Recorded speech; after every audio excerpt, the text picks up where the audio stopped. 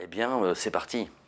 Il était temps que les communautés de communes, que les communes, on peut dire, de n'importe quel territoire, se fédèrent, et puis la nôtre, autant que celle des autres au niveau national, se fédèrent, se mettent ensemble, surtout dans l'ensemble du pays, sur le territoire national qui est quand même énormément rural.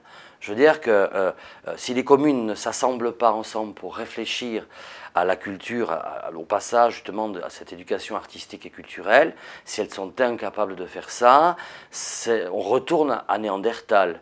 Les Néandertaliens ont disparu parce qu'ils sont restés entre eux. Ce sont les Cro-Magnons qui les ont sauvés à un moment donné. Donc on va passer du Néandertal au Cro-Magnon et donc échanger, construire, et je vois ça d'un œil très positif.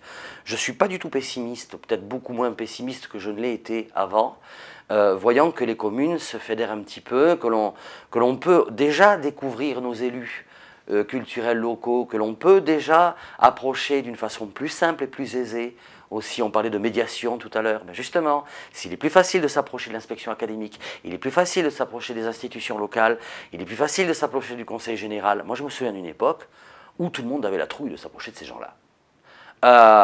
Je crois que c'est fait aussi pour ça, c'est fait aussi pour réunir les gens et que la communication passe. J'ai trouvé cet après-midi d'ailleurs que la journée commençait à s'échauffer un peu, et c'est ça qui est intéressant, c'est que lorsque le débat commence à entrer en compte, qu'on dit autant de choses intelligentes que parfois, on va dire entre guillemets, d'âneries, parce qu'on n'est pas au courant, parce que dans certains domaines on l'est, parce qu'on a besoin d'apprendre des autres et de savoir des autres.